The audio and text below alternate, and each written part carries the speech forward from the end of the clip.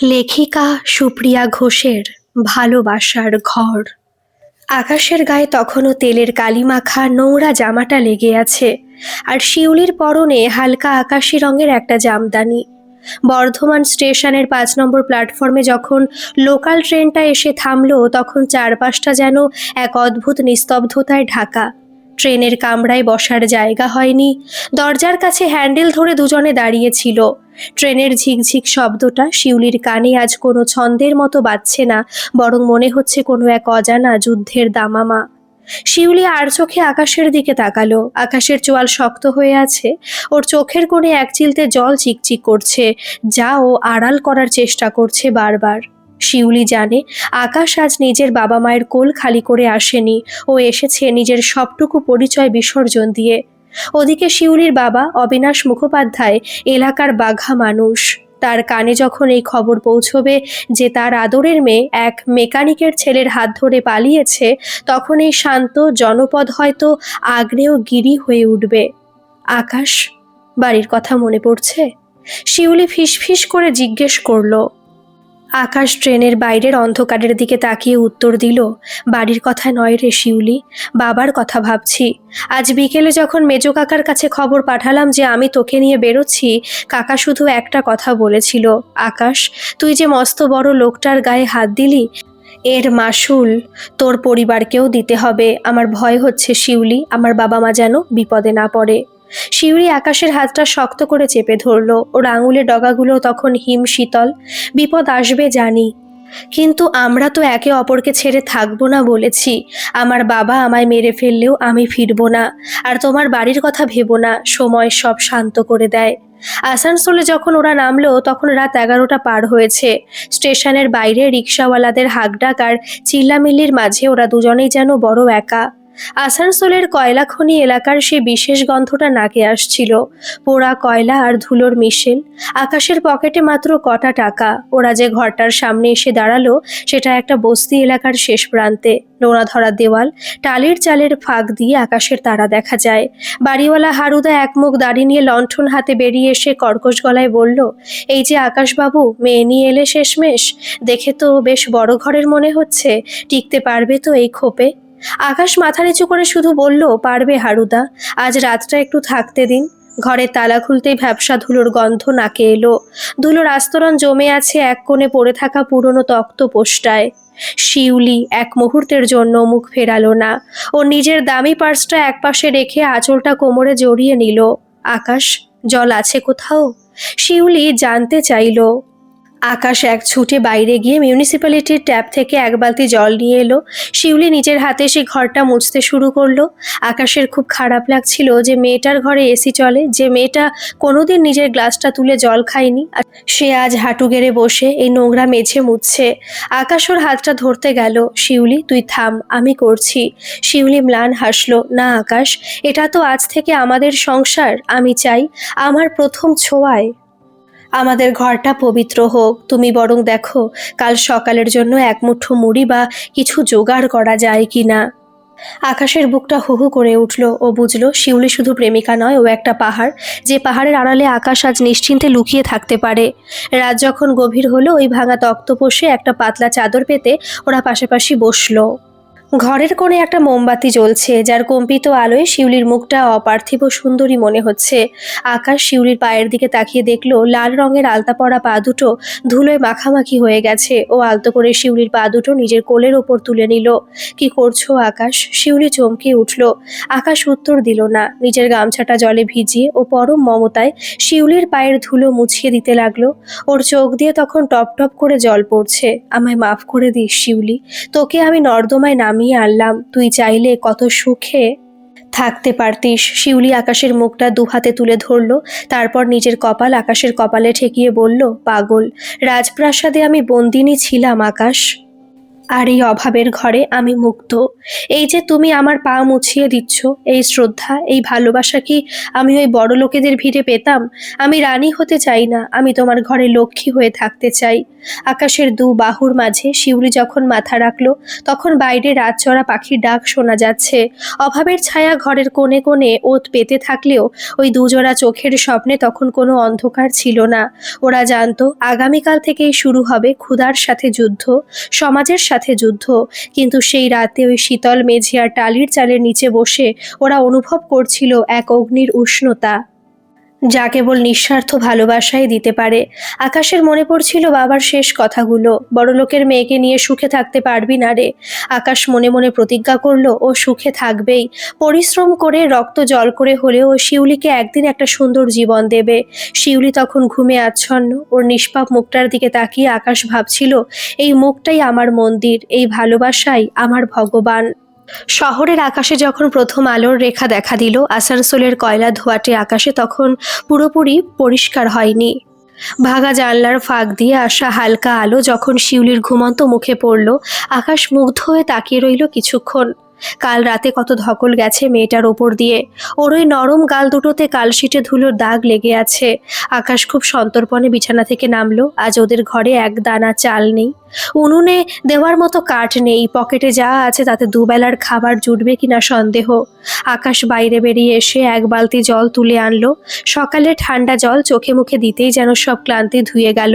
ও জানতো আজই ওকে কাজে নামতে হবে। আসানসোলের এই বড় বাজারে একটা চেনা গ্যারেজ আছে, যেখানে ও কলেজের ফাঁকে মাঝে মধ্যে কাজ শিখত। সেই মালিক রামদয়াল চুনিলালকে আকাশ চেনে। খুব কড়া মানুষ, কিন্তু কাজ জানলে তাকে ফেলেন না। আকাশ ঘরে ঢুকে দেখলো শিউলি জেগে আছে। ও একটু অপ্রস্তুত হয়ে হাসলো, জেগে গেলে আর একটু ঘুমোতে পারতে। শিউলি হাসি মুখে উঠে বসলো, যদিও শরীরের ব্যথায় ওর মুখটা একটু কুঁচকে গেল। ও বলল, না আকাশ, আর কত ঘুমোবো? তুমি বেরোচ্ছ, একটু দাঁড়াও, আমি চা করার চেষ্টা করছি। আকাশ ম্লান হেসে বলল, চা তো নেই শিউলি, চিনিপাতি কিছুই তো আনা হয়নি, আমি বরং কাজটা ঠিক করে আসি, ফেরার পথে সব নিয়ে আসবো। শিউলি এক মুহূর্তের জন্য থমকে গেল, তারপর আকাশের হাত দুটো জড়িয়ে ধরে বলল, নিজের শরীরের দিকে খেয়াল রেখো আকাশ, খালি পেটে কাজ করো না। আকাশ শিউলির কপালে একটা হালকা চুমু খেয়ে বেরিয়ে পড়ল। ওর বুকে তখন পাহাড় প্রমাণ জেদ। গ্যারেজে পৌঁছাতেই রামদয়াল বাবু গম্ভীর গলায় বললেন, কিরে আকাশ, পালিয়ে এসে বিয়ে করেছিস শুনলাম, শ্বশুর বাড়ি থেকে তো তাহলে অনেক যৌতুক পেয়েছিস, এখানে খাটতে এলি কেন? আকাশ মাথা নিচু করে বলল, ও সব কিছু পায়নি জেঠু, আমি নিজের হাতে রোজগার করে ওকে খাওয়াতে চাই, আমায় কাজে নিন। রামদয়াল বাবু একটু চুপ থেকে একটা নোংরা জ্যাকেট আর রেঞ্জ এগিয়ে দিলেন। ঠিক আছে, ওই কোণে রাখা লরিটার ইঞ্জিন খোল, কাজ শেষ হলে দিন শেষে 150 টাকা পাবি, রাজি আছিস? আকাশের কাছে তখন ওই 150 টাকা ছিল আকাশের চাঁদ পাওয়ার সমান। সারাদিন ও রোদে পুড়ে ইঞ্জিনের তপ্ত গরমের মধ্যে শুয়ে কাজ করলো। সারা গায়ের জামা কালিতে কালো হয়ে গেল, নখের কোণে ঢুকে গেল মোবিল আর গ্রিজ। দুপুরের দিকে প্রচণ্ড জল তেষ্টা পেলেও জল ছাড়া আর কিছু খেলো না, কারণ ওই কটা টাকা বাঁচালে রাতে শিউলির মুখে দুটো ভালো খাবার তুলে দিতে পারবে। এদিকে ঘরে একা শিউলি, একলা ঘরে নিস্তব্ধতা ওকে গ্রাস করছিল। ওর বাবার সেই আলিশান ডাইনিং টেবিলের কথা মনে পড়ছিল, যেখানে অন্তত 10 পদের রান্না সাজানো থাকতো। কিন্তু আজ উনুনটা ঠান্ডা পড়ে আছে। ও নিজেকে সামলে নিল। ও তো আকাশকে কথা দিয়েছে কোনোদিন চোখের জল ফেলবে না। ও পাশের বাড়ির মাসিমার কাছ থেকে একটা ঝাঁটা চেয়ে নিয়ে সারা ঘর তকতকে করে পরিষ্কার করলো। নিজের ব্যাগ থেকে একটা ছোট্ট মা কালীর ছবি বের করে ঘরের কুলুঙ্গিতে রাখলো। সন্ধেবেলা যখন আকাশ ফিরল, ওকে চেনা যাচ্ছিল না, মুখ দিয়ে ঘাম আর কালি গড়িয়ে পড়ছে। কিন্তু ওর হাতে ছিল একটা প্লাস্টিকের ব্যাগ, তাতে আধা কিলো চাল, 1 পোয়া ডাল আর সামান্য একটু আলু। শিউলি আকাশের এই অবস্থা দেখে চোখের জল ধরে রাখতে পারল না। ও আকাশের হাত থেকে ব্যাগটা নিয়ে পাশে সরিয়ে রেখে ওর কালি মাখা হাত দুটো নিজের আঁচল দিয়ে মুছতে শুরু করলো। এ কি আকাশ, তুমি নিজের এই অবস্থা করেছো? আমি তো চাইনি তুমি এত কষ্ট করো। আকাশ হাসলো, এক তৃপ্তির হাসি। কষ্ট কিসের শিউলি, এই কালিগুলো তো আমার পরিশ্রমের চিহ্ন। জানো, আজ এই চালগুলো যখন কিনছি, আমার মনে হচ্ছিল আমি পৃথিবীর সবচেয়ে দামি হিরে কিনছি। তুমি রান্না চাপাও, আমি একটু স্নান করে আসি। সেই রাতে ওরা আলু সেদ্ধ আর ডাল ভাত দিয়ে রাতের খাওয়া শেষ করলো। রাজভোগের চেয়েও সেই খাবারের স্বাদ ছিল 1000 গুণ বেশি। খাওয়ার পর যখন ওরা বাইরে ওই এক চিলতে বারান্দায় বসলো, শিউলি আকাশের কাঁধে মাথা রাখলো। আকাশ বলল, জানো শিউলি, গ্যারেজের মালিক বলছিল বড়লোকের মেয়েরা নাকি বেশি দিন অভাব সইতে পারে না। তুমি কি আমাকে ছেড়ে চলে যাবে কোনোদিনও? শিউলি আকাশের গালটা ছুঁয়ে বলল, আমি বড়লোকের মেয়ে নই আকাশ, আমি তোমার অর্ধাঙ্গিনী। অভাব তো বাইরে, আমাদের মনে তো ভালোবাসার প্রাচুর্য। তুমি দেখো, আমরা ঠিক একদিন আমাদের নিজেদের একটা সুন্দর ঘর বানাবো। সেই রাতে আকাশের ভাঙা জানলার বাইরে দিয়ে এক পশলা বৃষ্টি নামলো। টালির চালের সেই ঝমঝম শব্দ আর ভিজে মাটির গন্ধে ভরে উঠল ঘরটা। অভাবের সে অন্ধকারে ওরা একে অপরকে আঁকড়ে ধরে এক নতুন আগামীকালের স্বপ্ন দেখতে লাগলো। ভালোবাসার সেই ছোট্ট ঘরটায় অভাব যখন জাঁকিয়ে বসতে চাইলো, ঠিক তখনই শিউলি আর আকাশের মনের জেদটা যেন আরো কয়েক গুণ বেড়ে গেল। অভাব জিনিসটা বড় অদ্ভুত। সে দরজায় এসে দাঁড়ালে হয় ভালোবাসা জানলা দিয়ে পালায়, না হয় ভালোবাসার শিকড় আরো গভীরে প্রবেশ করে। আকাশ আর শিউলির ক্ষেত্রে দ্বিতীয়টাই হলো। আকাশের গ্যারেজের কাজটা ছিল পশু পাখির খাটুনির মতো। প্রতিদিন সকালে যখন ও কাজে বেরোতো, ওর শিরদাঁড়াটা সোজা হতো না। সারাদিন লরি আর বাসের ইঞ্জিনের নিচে শুয়ে থাকা, ওপর থেকে গরম মোবিল আর ডিজেলের ফোঁটা ওর কপালে বুকে এসে পড়তো। দিনের শেষে যখন ও ফিরতো, ওর নখের ভেতরের কালিগুলো সাধারণ সাবানে উঠতো না। শিউলি একদিন দেখলো আকাশ কলের ধারে বসে পুরনো একটা ঝামা দিয়ে নিজের হাতের তেলের দাগ ঘষছে, আর ব্যথায় ওর চোখ মুখ কুঁচকে যাচ্ছে। শিউলি ছুটে গিয়ে ওর হাতটা নিজের মুঠোয় নিল। শিউলির সেই নরম হাত দুটোর ছোঁয়ায় আকাশের সব ক্লান্তি যেন এক নিমেষে উড়ে গেল। শিউলি ভেজা চোখে বলল, আকাশ, তুমি আর কতদিন নিজের ওপরই অত্যাচার করবে? আমার এই হাত দুটো তো শুধু বসে থাকার জন্য নয়, পড়াশোনা তো আমিও করেছি। আকাশ ম্লান হেসে বলল, পড়াশোনা করলে কি কাজ পাওয়া যায় শিউলি? আমার সার্টিফিকেটগুলো তো আমার আলমারিতে ধুলো মাখছে। তুই বরং ঘরে থাক, আমি তোর জন্য সব কষ্ট করতে পারি। কিন্তু শিউলি দম্বার পাত্রী নয়। ও অনেক ভেবে দেখলো ওর হাতে একমাত্র সম্বল ওর মোবাইল ফোনটা। ও দেখতো ফেসবুকে অনেক মেয়ে ছোটখাটো ব্যবসা করছে। শিউলি ঠিক করলো জামা কাপড়ের ব্যবসা করবে, কিন্তু পুঁজি কোথায়? আকাশের একটা খুব প্রিয় জিনিস ছিল, ওর বাবার দেওয়া একটা পুরনো হাত ঘড়ি। সেই ঘড়িটা আকাশ প্রাণ দিয়ে আগলে রাখতো। শিউলি জানতো না আকাশ সেই রাতে চুপি চুপি বাজারে গিয়ে এক পুরনো ঘড়ির দোকানে সেটা বিক্রি করে দিল। মাত্র 700 টাকা পেল। সেই 700 টাকা দিয়ে ও শিউলির জন্য এক সেট চুড়িদারের পিস আর কিছু ছোটখাটো ঘরোয়া জিনিস নিয়ে এলো। শিউলি যখন শুনলো আকাশ ঘড়িটা বেচে দিয়েছে, ও অঝরে কাঁদতে লাগলো। আকাশ ওর চোখের জল মুছিয়ে দিয়ে বলল, সময় দেখার জন্য আমার ঘড়ির দরকার নেই শিউলি। তোর মুখের হাসিটা দেখলে আমি বুঝতে পারি আমার সুসময় আসছে। তুই এই কাপড়গুলো দিয়েই শুরু কর। শিউলি আর দেরি করলো না। আসানসোলের সেই জরাজীর্ণ ঘরের এক কোণে দাঁড়িয়ে ওর মোবাইলের ক্যামেরা অন করলো। প্রথম প্রথম খুব লজ্জা করছিল, ফোনের ওপাশে হয়তো কেউ নেই। তাও কাপড়গুলো মেলে ধরে সেগুলোর কারুকাজ বোঝাতে লাগলো। পাশের বাড়ি জানলা দিয়ে লোকে উকি মেরে হাসাহাসি করতো, বলতো, দেখো বড়লোকের মেয়ে এখন ফেরিওয়ালি হয়েছে। কিন্তু শিউলি কানে তুললো না। আকাশ রাতে ফিরে দেখলো শিউলি খুব উত্তেজিত। ও জানালো, জানো আকাশ, আজ আমার প্রথম অর্ডার এসেছে। বর্ধমানেরই এক দিদি দুটো চুড়িদার পিস নিয়েছে। তুমি কি কাল সকালে ওটা কুরিয়ার করে দিয়ে আসবে? আকাশের চোখে তখন খুশির ঝিলিক। ও শিউলিকে জড়িয়ে ধরে বলল, আমি বলেছি না, আমার লক্ষ্মী ঘরে এলে অভাব বেশিক্ষণ টিকতে পারবে না। এভাবেই দিন কাটছিল। অভাবের সংসারটা ধীরে ধীরে শ্রী ফিরতে শুরু করলো। এখন আর শুধু ফ্যান ভাত নয়, পাতে মাঝে মধ্যে ছোট মাছের ঝোল বা ডিমের ডালনাও পড়ে। আকাশের কাজও একটু উন্নত হয়েছে। গ্যারেজের মালিক আকাশকে এখন একটু বেশি ভরসা করেন, পারিশ্রমিকও সামান্য বেড়েছে। সবচেয়ে সুন্দর ছিল ওদের রাতের মুহূর্তগুলো। সারাদিনের হাড় ভাঙা খাটুনির পর আকাশ যখন মাদুর পেতে বারান্দায় বসতো, শিউলি ওর মাথায় হাত বুলিয়ে দিত। ওদের মধ্যে একে অপরের প্রতি যে শ্রদ্ধা ছিল, তা হয়তো কোনো দামি রেস্তোরাঁর মোমবাতি জ্বালানো ডিনারেও পাওয়া সম্ভব নয়। শিউলি বলতো, জানো আকাশ, আমার বাবা আমায় অনেক দামি গয়না দিতে চেয়েছিল, কিন্তু তুমি আমায় যে সম্মান দিয়েছো তা আমার কাছে 7 রাজার ধনের চেয়েও বড়। আকাশ শিউলির হাতটা নিজের চোখের ওপর রেখে বলতো, আমার এই কালিমাখা হাতটা ছুতে তোর ঘৃণা করে না শিউলি? শিউলি উত্তর দিত না, শুধু আকাশের সেই খসখসে হাতটায় নিজের মুখটা গুজে দিত। সে এক গভীর আশ্বাস, এক না বলা প্রতিজ্ঞা। প্রায় 2 বছর এভাবেই হাসি কান্নার মধ্য দিয়ে কাটলো। ওদের জীবনটা তখন একটা শান্ত নদীর মতো বইছিল। ওরা ভাবেনি যে সামনে বড় কোনো ঢেউ আসছে। শিউলি মনে মনে স্বপ্ন দেখতে শুরু করেছিল, এবার হয়তো তাদের সংসারে নতুন কোনো অতিথি আসবে, একটা ছোট্ট প্রাণ যে ওদের এই কষ্টার্জিত ভালোবাসাকে পূর্ণতা দেবে। কিন্তু নিয়তি হয়তো আড়ালে দাঁড়িয়ে হাসছিল। এক শুক্রবারের বিকেল, শিউলি তখন লাইভ শেষ করে অর্ডারগুলো প্যাকিং করছিল। হঠাৎ ওর তলপেটে এক তীব্র মোচড় দিয়ে ব্যথা উঠল। সেই ব্যথাটা সাধারণ ব্যথার মতো নয়, মনে হচ্ছিল কেউ ভেতর থেকে ধারালো ছুরি দিয়ে ফোড়ফোড় করে দিচ্ছে। শিউলি কোনো মতে চিৎকার করে আকাশকে ডাকতে গিয়েও পারল না। অন্ধকারে সব ঝাপসা হয়ে এলো ওর চোখে। মেঝেতে লুটিয়ে পড়ার ঠিক আগের মুহূর্তে ও শুধু বিড়বিড় করে বলেছিল, আকাশ। আকাশ তখন গ্যারেজ থেকে ফিরল। তখন সন্ধ্যা গড়িয়ে রাত নেমেছে। হাতে এক ঠোঙা মুড়ি, ঘুগনি আর শিউলির প্রিয় গজা। আজ ওর খুব আনন্দ, কারণ গ্যারেজ মালিক রামদয়াল বাবু খুশি হয়ে ওকে কিছু উপরি টাকা দিয়েছেন। ঘরে দরজায় পা রাখতেই আকাশের বুকের ভেতরটা কেমন যেন ছ্যাদ করে উঠল। ঘর অন্ধকার। শিউলি তো কোনোদিন অন্ধকার করে রাখে না ঘর। শিউলি, ও শিউলি, আকাশ ডাকলো, কিন্তু কোনো উত্তর এলো না। তাড়াহুড়ো করে দেশলাই জেলে মোমবাতিটা ধরাতেই আকাশের হাত থেকে ঘুগনির ঠোঙাটা পড়ে গেল। শিউলি মেঝের ওপর কুঁকড়ে পড়ে আছে, মুখটা যন্ত্রণায় নীল হয়ে গেছে। আকাশ সীতাহিত জ্ঞান হারিয়ে শিউলিকে জাপটে ধরলো। শিউলি, কথা বল, কি হয়েছে তোর? ও শিউলি। শিউলি শরীরটা তখন জ্বরে পুড়ছে, আরও অস্ফুট স্বরে শুধু গোঙাচ্ছে। আকাশ দেরি করলো না, পাশের বাড়ির হারুদাকে ডেকে একটা রিক্সা জোগাড় করে ওকে আসানসোল জেলা হাসপাতালে নিয়ে গেল। হাসপাতালের সেই সাদা দেওয়াল, ওষুধের কটু গন্ধ আর স্যালাইনের ড্রিপের শব্দ, আকাশের কাছে সবটাই ভয় মনে হচ্ছিল। সারা রাত ও হাসপাতালের করিডোরে একটা ভাঙা বেঞ্চে বসে রইল। ওর কালিমাখা হাত দুটো দিয়ে ওর নিজের মুখ ঢেকে বসেছিল। সকালে ডাক্তারবাবু যখন বেরোলেন, ওর চোখে মুখে একরাশ ক্লান্তি। আকাশ ছুটে গিয়ে ওনার হাত ধরল। ডাক্তারবাবু, আমার স্ত্রী কেমন আছে? ডাক্তারবাবু চশমাটা মুছে গম্ভীর গলায় বললেন, দেখুন আকাশবাবুর রিপোর্ট যা বলছে পরিস্থিতি খুব একটা ভালো নয়। ওর জরায়ুতে একটা বড় টিউমার হয়েছে। শুধু টিউমার নয়, ওটা ফেটে ভেতরে ইনফেকশন শুরু হয়ে গেছে। যদি ওকে বাঁচাতে হয় তবে তক্ষুনি অপারেশন করে জরায়ুটা বাদ দিতে হবে। আর একটা কথা, আপনাদের সন্তান কয়টি? ও কিন্তু আর কোনোদিন মা হতে পারবে না।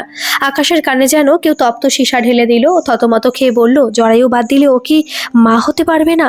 ডাক্তারবাবু করুণা ভরে আকাশের দিকে তাকালেন। না, সেটা সম্ভব নয়, কিন্তু অস্ত্রোপচার না করলে ও 24 ঘন্টাও বাঁচবে না। আপনি ভেবে দেখুন, মাতৃত্ব না জীবন, কোনটা আপনার কাছে দামি? আকাশের পায়ের তলা থেকে যেন মাটি সরে গেল। ও দেওয়ালে মাথা ঠুকতে লাগলো। ওদের 2 বছরের সাজানো সংসার, শিউলির সে ছোট্ট একটা বাচ্চার স্বপ্ন, সব কি এক নিমেষে শেষ হয়ে যাবে? শিউলির যখন জ্ঞান ফিরল, সবটা শুনে কান্নায় ভেঙে পড়ল। ও আকাশের হাতটা খামচে ধরে বলল, না আকাশ, আমি মা হতে চাই। জরায়ু কেটে ফেললে আমি তো আর কোনোদিনও মা হতে পারবো না। জ্যান্ত লাশ হয়ে যাব আমি। তুমি আমায় অন্য কোথাও নিয়ে চলো, অন্য ডাক্তার দেখাও। আকাশ শিউলিকে নিজের বুকের মধ্যে টেনে নিল। হাসপাতালের সে অস্বস্তিকর বেডের ওপরে বসে আকাশ শিউলির চোখের জল মুছে দিল। ও খুব শান্ত গলায় বলল, শিউলি, তুই কি ভাবিস তুই মা না হতে পারলে আমি তোকে কম ভালোবাসবো? এই পৃথিবীতে কত মানুষ আছে যাদের সন্তান নেই, তারা কি বাঁচে না? আমার তো কোনো উত্তরাধিকার নেই যে আমাকে বংশ রক্ষা করতে হবে। আমার বংশ তুই, আমার পরিচয় তুই, তোকে ছাড়া আমি পৃথিবী দিয়ে কি করব? শিউলি অঝরে কাঁদছিল। ওর কান্না যেন থামছেই না। ও বলছিল, লোকে আমায় অপয়া বলবে আকাশ, লোকে বলবে আমি অলক্ষী। আকাশ শিউলির চিবুকটা তুলে ধরলো। ওর চোখে তখন আগুনের তেজ। ও বলল, লোকে কি বলবে তাতে আমার যায় আসে না। যারা তোকে অলক্ষী বলবে তারা আমার বাড়িতে পা রাখবে না। আমি তোকে চাই। শিউলি, তুই যদি রাজি না হোস তবে আমি আজই হাসপাতালের ছাদ থেকে ঝাঁপ দেব। তোকে ছাড়া বাঁচা আমার পক্ষে সম্ভব নয়। আকাশের সেই মরণপণ ভালোবাসা দেখে শিউলি শান্ত হলো। ও বুঝলো মাতৃত্বের চেয়েও বড় এক শক্তি এই মানুষটার হৃদয়ে আছে। অপারেশন থিয়েটারে নিয়ে যাওয়ার আগে শিউলি শুধু একবার আকাশের হাতটা ছুলো। আকাশ ওর কানে কানে ফিসফিস করে বলল, ভয় পাস না লক্ষ্মীটি, আমি দরজার বাইরে দাঁড়িয়ে থাকবো। তুই যখন চোখ মেলবি দেখবি প্রথম আমি তোকে হাসি মুখে ডাকছি। 4 ঘন্টা অপারেশন চললো। আকাশ এক মুহূর্তের জন্য বসেনি। ও হাসপাতালে ঠাকুরের ছবির সামনে দাঁড়িয়ে মনে মনে শুধু একটাই কথা বলছিল, আমার সব সুখ কেড়ে নাও ঠাকুর, শুধু ওকে ফিরিয়ে দাও।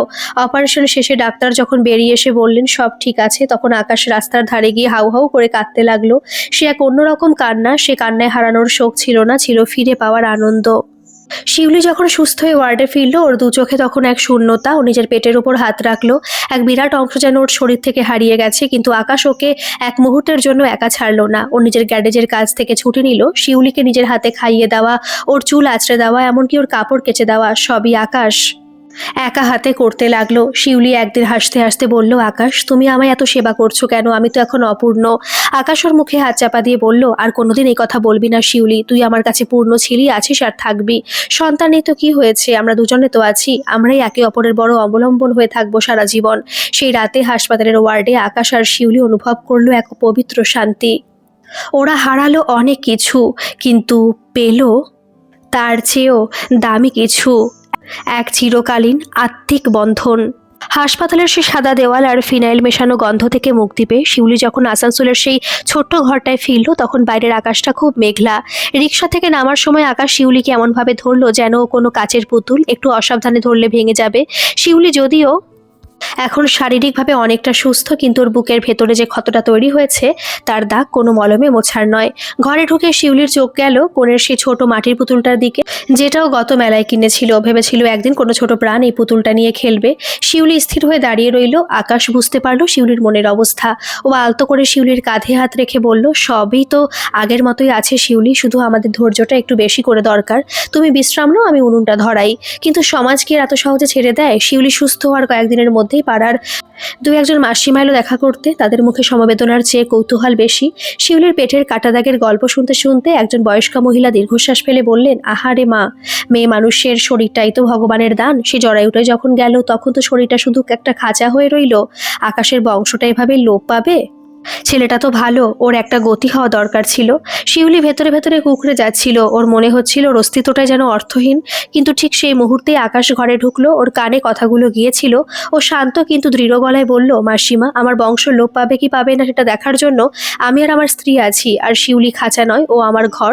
সন্তান থাকলেই মানুষ হওয়া যায় না, মানুষের মতো মন থাকলেই তাকে মানুষ বলে। আপনারা যদি ওকে একটু শান্তি দিতে পারেন তবেই এখানে বসুন, না হলে আসতে পারেন। মহিলারা মুখ ঝামটা দিয়ে চলে গেলেন ঠিকই, কিন্তু শিউলির চোখে তখন জল। আকাশ ওর সামনে বসে ওর হাত দুটো নিজের চিবুকে ঠেকিয়ে বলল, এই দেখো শিউলি, তোমার এই হাত দুটো এখনো আছে। তুমি আমায় কথা দিয়েছিলে না তুমি অনলাইনে বড় ব্যবসা করবে? চলো আজ থেকে আবার লাইভ শুরু করো, দেখবে মানুষ তোমার কাজ ভালোবাসবে, তোমার অভাব নয়। আকাশের এই টনিকের মতো কাজ করা কথাগুলো শিউলিকে আবার শক্ত করলো। ও ভাবলো, ঠিকই তো, ও তো হেরে যেতে আসেনি। ও আবার ওর ফোনটা নিয়ে বসলো। প্রথম দিন লাইভে এসে ওর গলাটা কাঁপছিল। লোকে কমেন্ট করছিল, দিদি আপনার কি হয়েছিল, অনেকদিন আসেননি। শিউলি কিছু গোপন করলো না। ও পরিষ্কার ভাষায় বলল, অসুস্থ ছিল, ওর একটা বড় অপারেশন হয়েছে। ওর সততার সারল্য দেখে মানুষ যেন আরো বেশি করে ওর পাশে দাঁড়ালো। এক সপ্তাহের মধ্যে শিউলি এত অর্ডার পেল যে আকাশকে গ্যারেজের কাজের ফাঁকে হিমশিম খেতে হলো সেগুলো প্যাক করতে। সংসারে এখন লক্ষ্মীর পা পড়েছে। শিউলি রোজগার এখন আকাশের চেয়েও বেশি। একদিন আকাশ কাজ থেকে ফিরে দেখলো শিউলি একটা বড় খাম হাতে বসে আছে। কি এটা শিউলি? আকাশ অবাক হয়ে জিজ্ঞেস করলো। শিউলি হাসলো, সেই 2 বছর আগের সেই ভুবন ভোলানো হাসি। এটা আমাদের নতুন বাড়ির বায়নার টাকা আকাশ। একটা ছোট দোতলা বাড়ি দেখেছি আমরা, আর এই টালির চালে থাকবো না, আমাদের নিজেদের একটা বাগান থাকবে, বারান্দা থাকবে। আকাশের চোখে জল এসে গেল। ও শিউলিকে জড়িয়ে ধরে বলল, আমি বলেছিলাম না তুই আমার ঘরের লক্ষ্মী। নতুন বাড়িতে শিফট করার পর ওদের জীবনে এক নতুন অধ্যায় শুরু হলো। বাড়ির নাম রাখা হলো আকাশ শিউলি। কিন্তু ওই যে একটা শূন্যতা মনের এক কোণে রয়ে গিয়েছিল, সেটা ভরানোর জন্য শিউলি এক অভিনব উপায় বের করলো। প্রতি রবিবার ওরা দুজনে মিলে স্থানীয় এক অনাথাশ্রমে যেতে শুরু করলো। সেখানে কোনো বাচ্চার মা নেই, কোনো বাচ্চার হয়তো বাবা নেই। শিউলি নিজের ব্যবসার লাভের একটা বড় অংশ দিয়ে সেই বাচ্চাগুলোর পড়াশোনার দায়িত্ব নিল। সেদিন আশ্রমে একটা ছোট মেয়ে, বছর 4 নাম তার পিউ, শিউলিকে এসে জড়িয়ে ধরে বলল, তুমি আসবে বলেছিলে, দেরি করলে কেন মা? মা ডাকটা শুনে শিউলি এক মুহূর্তের জন্য পাথর হয়ে গেল। তারপর অঝরে কাঁদতে কাঁদতে মেয়েটাকে নিজের বুকের মধ্যে টেনে নিল। আকাশ পাশ থেকে দেখছিল। ও বুঝলো মাতৃত্ব কোনো জরায়ুর ওপর নির্ভর করে না, মাতৃত্ব থাকে হৃদয়ে, স্নেহে আর আত্মত্যাগে। রাত্রে যখন ওরা নিজেদের নতুন বাড়ির বারান্দায় বসলো, আকাশে তখন একাদশীর চাঁদ। শিউলি আকাশের কাঁধে মাথা রেখে বলল, জানো আকাশ, আমার আজ মনে হচ্ছে আমি সত্যি মা হতে পেরেছি। ওই 20টা বাচ্চার দায়িত্ব যখন আমি নিলাম তখন আমার ভেতরের সেই হাহাকারটা একদম মুছে গেল। আকাশ শিউলির চুলে আঙুল চালাতে চালাতে বলল, আমি জানতাম তুমি পারবে। আমাদের ভালোবাসা শুধু আমাদের নিজেদের মধ্যে আটকে থাকেনি শিউলি, এটা এখন ছড়িয়ে পড়েছে ওই ছোট ছোট প্রাণগুলোর মধ্যে। এটাই তো জীবনের জয়। অভাব, লড়াই আর শারীরিক অক্ষমতা সবকিছুকে ছাপিয়ে আজ জয় হয়েছে একটা খাঁটি সম্পর্কের। শিউলি আর আকাশের গল্পটা আজ আর শুধু একটা প্রেমের গল্প নয়, এটা হয়ে উঠেছে হাজার হাজার লড়াকু মানুষের বাঁচার প্রেরণা। তারা প্রমাণ করে দিয়েছে একে অপরের প্রতি শ্রদ্ধার অটুট বিশ্বাস থাকলে পৃথিবীর কোনো ঝড়ই ভালোবাসার প্রদীপ নেভাতে পারে না। আকাশ শিউলির নতুন বাড়িতে এখন আর টালির চালের ফাঁক দিয়ে বৃষ্টির জল পড়ে না। দোতলার বারান্দায় দাঁড়ালে দূরে রেল লাইন দেখা যায়, আর মাঝে মধ্যে মালগাড়ির ঝিকঝিক শব্দ কানে আসে। শিউলির ব্যবসার নাম এখন পাড়ায় পাড়ায় ছড়িয়ে পড়েছে, শিউলি হ্যান্ডলুম। এখন আর ও শুধু একা নয়, পাড়ার আরও 5টা দুস্থ মেয়েকেও নিজের কাজে নিয়োগ করেছে। আকাশও এখন আর সেই পুরনো গ্যারেজের কর্মচারী নেই, সে নিজের একটা ছোট মোটরসাইকেল রিপেয়ারিং শপ খুলেছে। কিন্তু এত প্রাচুর্য, এত নামডাকের মাঝেও ওদের প্রতিদিনের জীবনে কোনো অহংকার নেই। আকাশ আজও কাজ থেকে ফিরে আগে বালতি ভরে জল তুলে আনে, শিউলিকে রান্নায় সাহায্য করে। একদিন রাতে খাওয়া দাওয়ার পর দুজনে যখন ছাদে বসেছিল, শিউলি হঠাৎ আকাশের হাতটা ধরলো। চাঁদের আলোয় আকাশের খসখসে হাতটা আজ মখমলের চেয়েও দামি মনে হচ্ছে। আকাশ, একটা কথা ভাবছিলাম। শিউলি খুব নিচু স্বরে বলল। আকাশ ওর দিকে তাকিয়ে বলল, কি রে, আবার কোনো নতুন শাড়ির কালেকশন আনবি?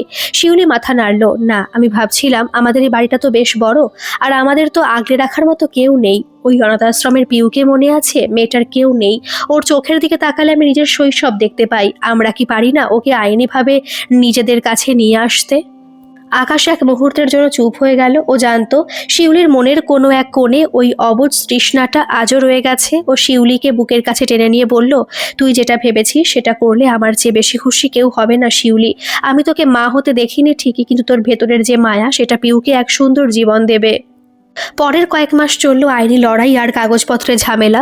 শিউলির বাবা অবিনাশবাবু খবর পেয়েছিলেন। তিনি একবার এসে ঘুরে গিয়েছিলেন ওদের নতুন বাড়ি। মেয়ের জেদ আর জামাইয়ের নিষ্ঠা দেখে তিনি হয়তো মনে মনে লজ্জিত হয়েছিলেন। তিনি বিড়বিড় করে শুধু বলেছিলেন, আমি টাকার অহংকারে মজেছিলাম, কিন্তু তোরা মানুষের মতো মানুষ হয়েছিস। তিনি পিউকে দত্তক নেওয়ার ব্যাপারে সব রকম আইনি সাহায্য করলেন। অনেকদিন পর বাবার কোলে মাথা রেখে শিউলি কেঁদেছিল। পুরনো সব অভিমান ধুয়ে মুছে সাফ হয়ে গিয়েছিল। যেদিন পিউ প্রথম ওদের বাড়িতে এলো সেদিন ঘরটা যেন আলোয় ভরে উঠল। 4 বছরের ছোট্ট মেয়েটা অবাক হয়ে চারিদিকে দেখলো। ও শিউলিকে গিয়ে জড়িয়ে ধরে বলল, মা, আজ থেকে আমি এই বড় ঘরে তোমার সাথে থাকবো। শিউলি আর নিজেকে সামলাতে পারলো না। ও অঝরে কাঁদতে কাঁদতে মেয়েটাকে চুমুতে ভরিয়ে দিল। আকাশ পাশ থেকে দেখছিল। ওর চোখের কোণেও তখন নোনা জল। ও বুঝলো মাতৃত্ব কোনো শারীরিক পূর্ণতা নয়, মাতৃত্ব হলো এক অনন্ত স্নেহের ধারা, যা যে কোনো শুকনো মরুভূমিকেও সজীব করতে পারে। বছরের পর বছর কেটে গেল। পিউ এখন স্কুলে যায়। পাড়ার সেই সব মাসিমারা যারা একসময় শিউলিকে অলক্ষী বা অপূর্ণ বলেছিল, তারাই এখন শিউলির কাছে পরামর্শ নিতে আসে। আকাশ আর শিউলির প্রেম এখন আর শুধু প্রেমের মধ্যে সীমাবদ্ধ নেই, তা এক বিশাল আদর্শে পরিণত হয়েছে। ওরা শিখিয়েছে যে জীবন মানে শুধু বংশ রক্ষা নয়, জীবন মানে হলো অন্য একটা প্রাণকে সুন্দরভাবে গড়ে তোলা। আজও যখন গোধূলি বেলায় আকাশ আর শিউলি হাত ধরাধরি করে নদীর পাড়ে হাঁটতে যায়, তখন নদীর জল চিকচিক করে ওঠে। আকাশ যখন শিউলির কানের কাছে মুখ নিয়ে বলে, খুব ক্লান্ত লাগছে শিউলি, শিউলি মুচকি হেসে বলে, তোমার সাথে তো অনন্ত পথ চলা যায় আকাশ। এই লড়াইটা তো আমাদের একার ছিল না, এটা ছিল আমাদের বিশ্বাসের। এই বাংলার মাটির ধুলোয় মিশে আছে আকাশ আর শিউলির মতো কত শত মানুষের না বলা কথা। কিন্তু এদের গল্পটা আলাদা, কারণ এরা হারতে হারতে জিতেছে। এরা প্রমাণ করেছে জরায়ু বাদ দিলেও নারীত্ব কমে যায় না, আর পকেটে টাকা না থাকলেও ভালোবাসার সিংহাসনে রাজা হওয়া যায়। রাতের আসানসোল যখন ঘুমে আচ্ছন্ন হয়, তখন ওই দোতলা বাড়ির আলোটা জ্বলতে থাকে। সেখানে মা বাবার মাঝখানে পিউ ঘুমিয়ে থাকে নিশ্চিন্তে। আকাশ আর শিউলি একে অপরের দিকে তাকিয়ে ম্লান হাসে। এই হাসিটা শান্তির, এই হাসিটা জয়ের, ভালোবাসার জয়, মনুষ্যত্বের জয়। গল্পটি কেমন লাগলো অবশ্যই কমেন্ট করে জানাবেন, আর ভালো লাগলে একটা সাবস্ক্রাইব করে আমার পাশে থাকবেন। ধন্যবাদ।